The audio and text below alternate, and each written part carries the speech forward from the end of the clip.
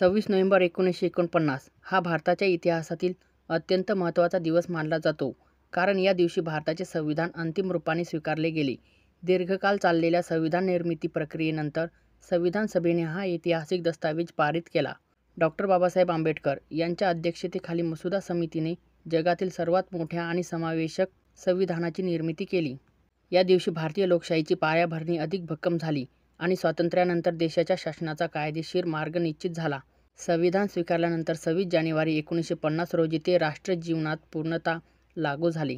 मात्र 26 नोव्हेंबर 1949 हा दिवस भारतीय नागरिक हक्क, सामाजिक न्याय, समता आणि स्वातंत्र्य यांचे प्रतीक ठरला. या दिवशी भारताने आपल्या भविष्यासाठी लोकशाहीचा मार्ग अधिकृतपणे निवडला आणि प्रत्येक नागरिकाला समान हक्क देणारे तत्त्व स्वीकारले.